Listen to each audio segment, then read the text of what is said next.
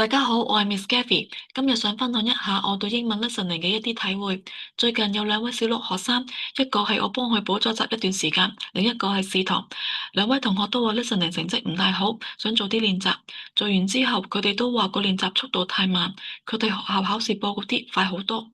我相信練習嘅速度各有不同，但係應該都係適中嘅。雖然佢哋覺得我俾嘅練習速度好慢，但係佢哋冇全部做啱，其中一位同學其實都錯咗唔少。咁到底問題出現喺邊度呢？既然已經夠慢啦，咁點解仲做唔到嘅？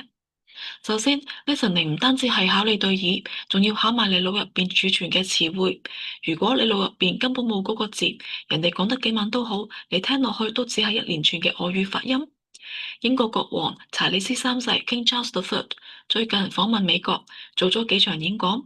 佢講嘅係最正宗嘅 RP Received Pronunciation，又叫做 The King's English。我哋一齊聽下國王喺美國國會呢種咁莊嚴嘅場合係點樣講佢嘅開場白。Mr. Vice President, Mr. Speaker, members of Congress, representatives of the American people across all states, territories, cities, and communities. I would like, if I may, to take this opportunity to express my particular gratitude to you all for the great honor of addressing this joint meeting of Congress, and on behalf of the Queen and myself, to thank the American people for welcoming us to the United States to mark this semi-quincentennial year of the Declaration of Independence. 佢講得好慢，好清晰，中間仲有好多停頓，入邊有一個字 semi-quincentennial，意思係250週年。呢個字對於學生甚至大人嚟講都好深。我想講嘅係，當你根本唔識呢個字嘅時候，就算 King Charles 講得幾慢幾清楚，你對耳都只係覺得係一連串嘅雜音。除咗識字，大家仲要留意英語嘅節奏 rhythm。英語係一種強弱分明嘅語言，唔係重音嘅部分通常會輕輕帶過，變成一個好弱嘅音，我哋叫做 schwa sound。功能字例如 a、and、the、of 等等，好多時都會縮小甚至隱形。好多同學覺得學校嘅錄音好快好略，聽唔清楚，其實係因為佢哋唔習慣，甚至係唔知道呢種節奏，以為每個字都要讀到一樣咁清楚。因為唔熟悉呢種節奏，所以就聽唔到重點啦。最後仲要睇埋我哋對英語嘅文化背景同埋邏輯了唔了解。King Charles 喺另一個演講場合就展現咗好精彩、好有貴族氣派嘅英式幽默。有一度我聽完之後即刻笑咗出嚟，我哋一齊聽下。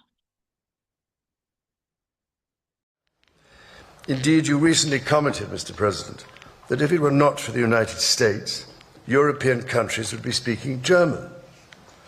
Dare I say that if it wasn't for us, you'd be speaking French.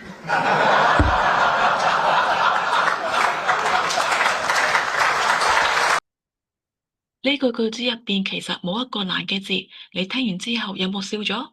咁點解會全場大笑嘅？呢度就考你嘅語境同埋邏輯理解啦。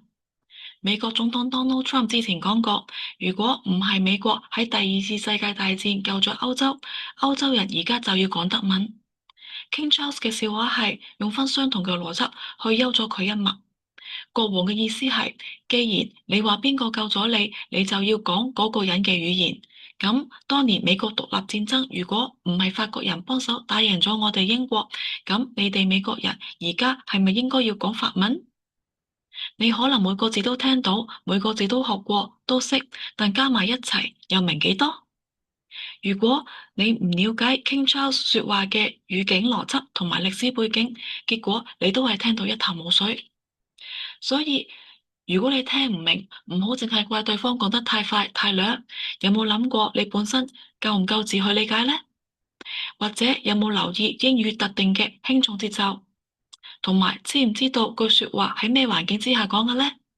上 listening 攞高分，其實唔係盲目追求聽快嘅嘢。英文好似一個人咁，你唔花時間去接觸佢、了解佢，你哋一定唔會成為好朋友。咁你就唔好期望佢喺考試嗰度幫你攞高分啦。我想鼓勵咁多位同學，平時可以多聽多觀察英文新聞或者電影，留意下人哋講嘢嘅背景。當你用心去睇，去識多啲嘢嘅時候，你就會發現英語其實好有趣，而且會進步得好快添。希望呢個分享幫到大家啦，再見。